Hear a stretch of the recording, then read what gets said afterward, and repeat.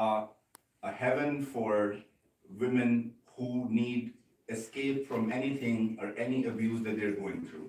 This center has police, prosecution, medical legal, shelter, and rehabilitation all under one place. So if something happens to someone, they go to this center, so they don't have to go anywhere else after that. The police is at one counter, the medical staff is at the second counter to take the samples, DNA samples, forensic evidence, and all of that. The court is also in this center. So when they are in the shelter home, the court is, it's not like that you have to wait for weeks or 2 weeks to get your case heard. You get the court date right away within 24 hours, and then you go in front of the judge, and if you're looking for a divorce, if you're looking for protection order, if you're looking for monetary order, if you're looking for residence order, because the law that I drafted for to support this center, it gives 4 powers to women. One is a monetary order. So if you have been living with an abusive person and your wages have been used by that abusive person, the court makes that person pay you back everything that you have earned. Then it gives you the residence order that if you don't want to live in the same household, the court makes the abusive person pay for your stay at any place that you want to. It's a rental property or anything, or the government provides you this free state-of-the-art facility in which you can take shelter. Then it also gives you a psychological support. So if you want to stay away from someone, it gives you that power that that person cannot come close to you within 2 to 5 miles. And then how we enforce it, we have electronic bracelets that if I am abusing someone, the court orders me, I wear this bracelet, and that bracelet, if I come close to someone within 5 miles, the bracelet notifies the authority and they go and arrest that person. So all of that has been done. And if you see that over 3,000 were supported in just 2 months.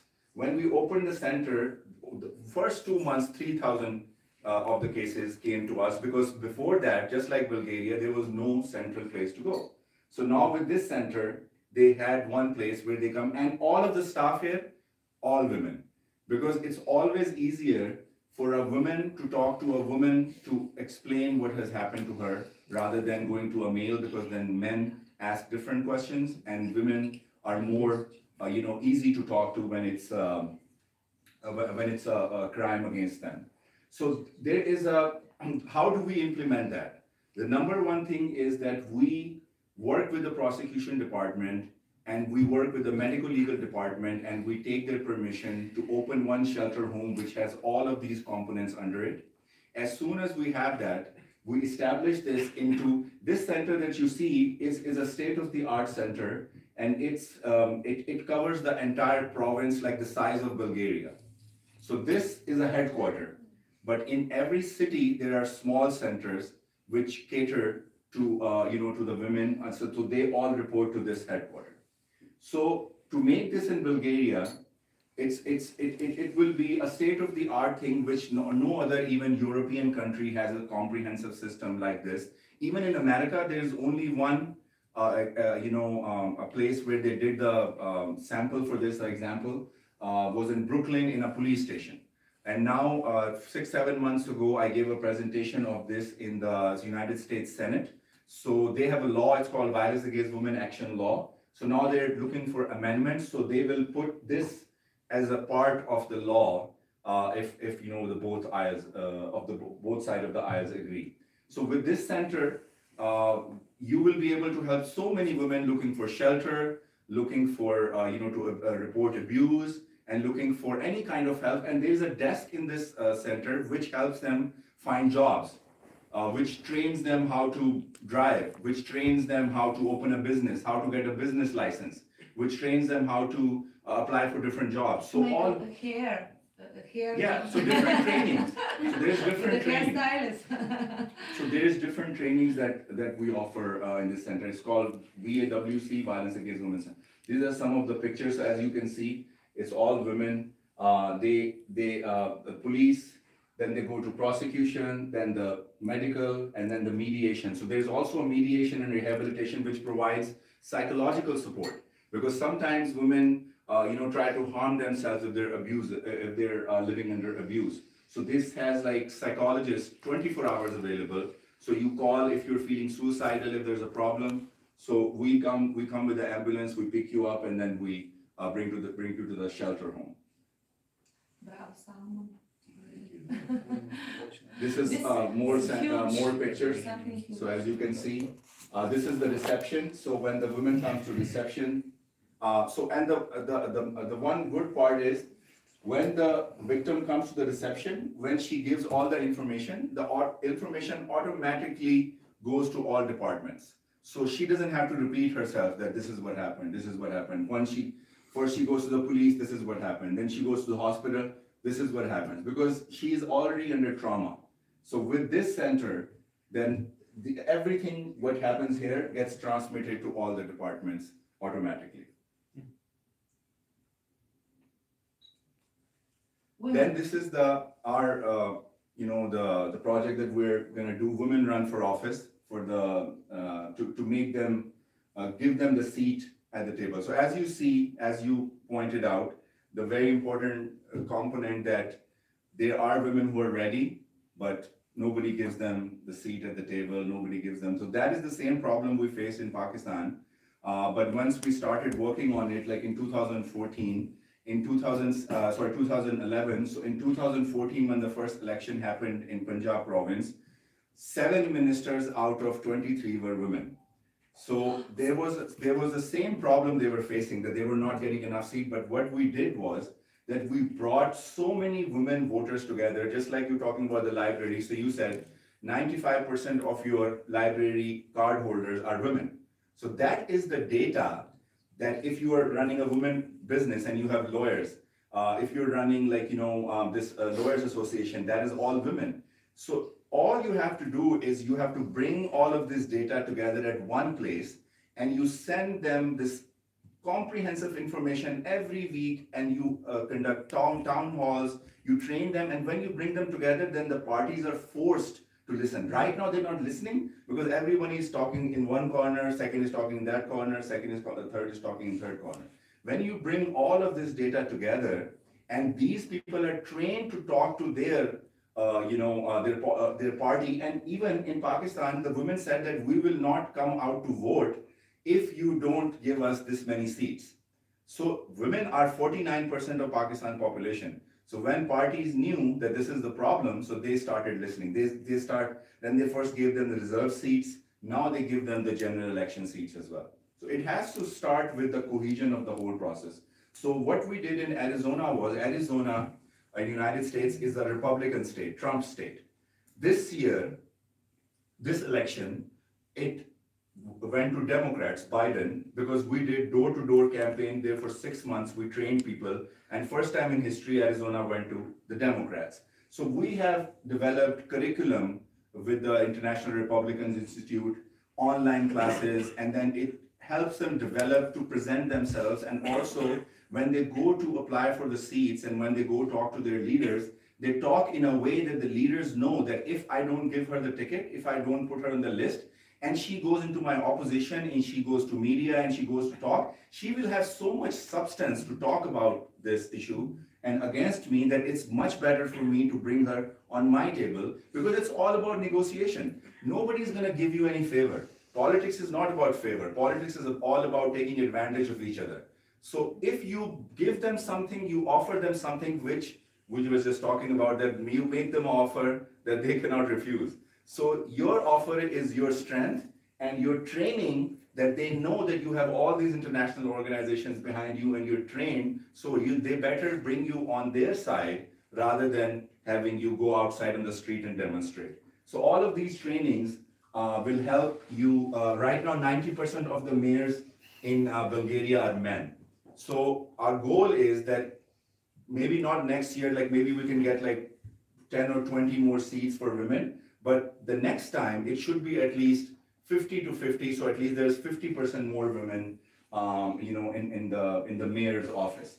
So the trainings that we did is campaign overview and structure, how to do campaigning, developing campaign plan and strategy, and how to do messaging. Like Facebook, like I'll give you one example, that in Republican Arizona, we have this software. So this software goes through all the Facebook and Twitter feeds, and it reads what are the women talking about. So somebody's talking about abortion, somebody's talking about, forced, labor, somebody's talking about women rights.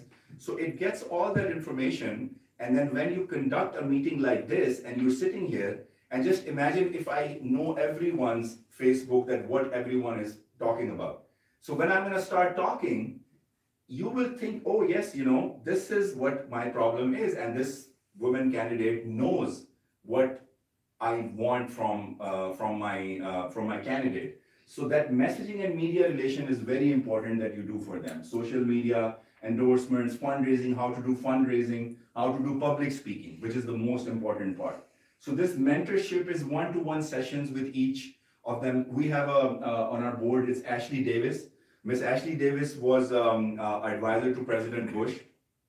And right now, she's working with Microsoft and Amazon and all these big companies. So she's gonna fly down and she's gonna train the major women leaders like yourself. So when you go down to other women mayor candidates, you can transmit that training to them. So she has been doing that all her life.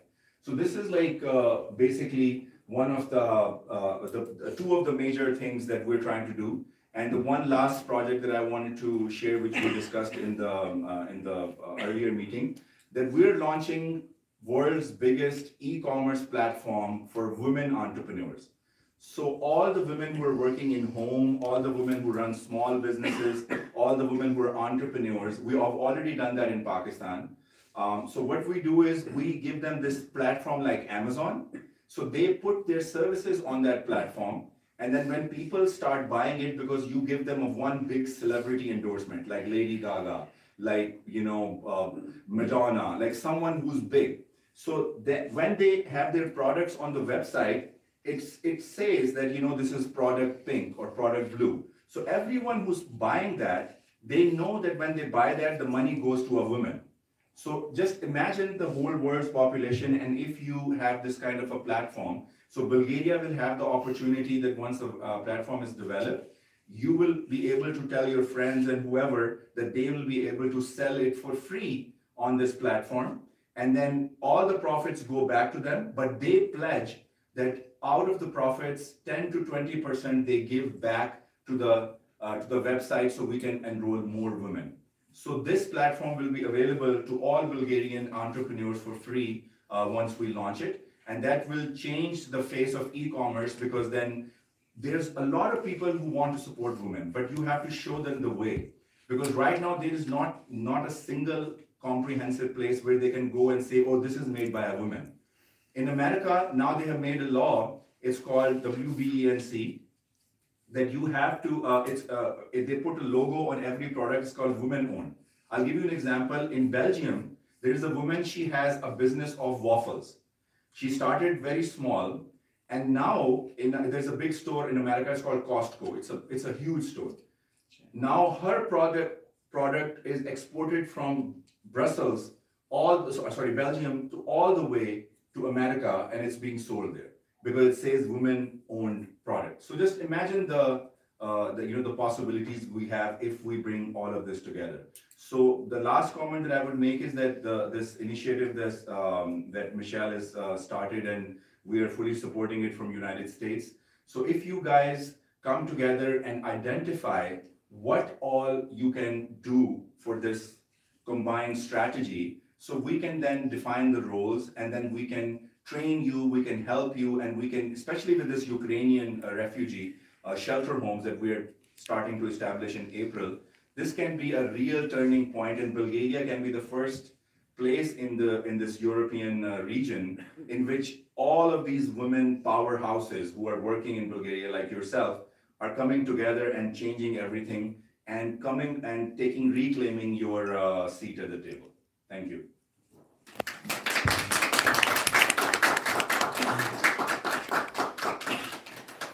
Okay, thank you, Mr. Salman Sufi, to come to Bulgaria. He's for the first time in Bulgaria, and he's so excited to start this with us, even because in these 3 days, I made him know like 50 women, Bulgarian women, and starting to speak with our problems, but he was able to understand from which kind of person we are Bulgarians, that we're ready, we're cultured, we are determined, and we want to make this. Even now, that this moment is difficult moment, but for us, it's important in this difficult moment to stay together and to show to other countries and to other even big funds in around the world, Biljana, big funds. So in around the world to see that we doing something really important and that we need help. Not we gonna start from Bulgaria, but we have to ask help from all around the world because they are a good possibility with the help of Vital Voices and Amatar Foundation to have multiplicate this voice, our Bulgarian voice, and to be known around the world and to be helped a lot about everything we make here for women entrepreneur, for women violence against women, for political empowerment, economic empowerment, and to make a real gender equality, generation equality. The gender in Bulgaria is something dirty now. So this is important for us, Bulgaria. That's why we want to unite everybody and to work together, because together we can bring more attention to ourselves in Bulgaria. And that's why I'm here. I know Eva has a really big organization for entrepreneurs, and she was very interested, someone, to know how in Bulgarian entrepreneur women can be helped, because we have a little funds, we have in Bulgaria even not legislation. It's very good. Now, Biljana, am I right? A little funds we have for Bulgarian entrepreneurs, and a little. So we need help from all around the world. And if we start to work together for something important, like Ukrainian women now, like political empowerment, and so we can bring attention to our problems as an entrepreneurs. Because I know you want to help a lot of the Bulgarian entrepreneurs, women, because we have a very little number of Bulgarian entrepreneurs now. Last year was like 1%, and not Eva. 1% колко бяха? Не знам, затова не отговарям. No, because I heard about 40% men and 1 woman as an entrepreneurs, a new entrepreneurs coming. Yeah, but something like this. Why we have so little number of entrepreneurs, of women? With no money, with no substantial. Нали, няма много помощи от никъде за българските жени предприемачки. Има ли така помощи от държавата, възможности? Те не са разпределени по пол. Не се дели на мъже.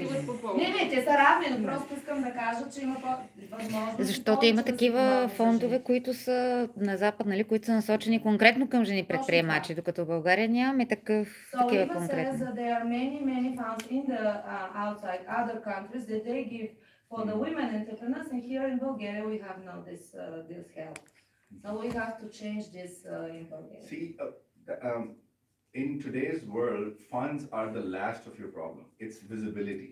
Yeah. There is so much, like, how to explain to you, like, the website that we developed in Pakistan, the entrepreneurs that we are selling from, they are from small villages, like not even electricity sometimes they have. But after we started training them how to use, how to, make their products better and then put it on the website, now they're running their entire household. So it's a slow process, but you have to, it's all about packaging your product. So if your entrepreneur is selling on her own, like, she makes an Instagram page, she starts selling, she'll send like €1,000, €2,000, €5,000 tops. But if she comes on, what is Amazon? Amazon doesn't do anything. Amazon's selling your stuff. Amazon doesn't have any product. Now they do, but before they didn't. They only provide the platform in which you come and they deliver it to you. So just imagine a platform like that in which it's all women run and it's backed by an internationally known celebrity which start using the product, and then everybody takes picture and then people see, oh, this is a product red. How many of you know product red? Are you guys familiar? Product red, right? Yeah. So Product Red is a project started by Bono from U2, the band, the music band, and Gap and Apple and all of these companies now sell the Product Red items. So when they sell it, the money goes back to that foundation. So that's the same thing we have to do for women entrepreneurs, that you give them that platform and you give them the training. So whatever little they're selling, but their reach is becoming global. So people are ordering not just from Bulgaria, but people are ordering from all over the world. From the website that we have in Pakistan, people are ordering all the way from Alaska to America to Europe. So everyone is ordering. So you just need to give them that platform, and that is only possible if everyone works together in that way. So, before we sign the agreement together, can I ask if some questions? Dimitar? Yeah, I'm talking that if somebody has some comments or Some comments on questions? No, check them out. please. I actually have a question. Yep. It's very simple, but I was interested to know in Pakistan how you managed, or what was the channel that you managed to form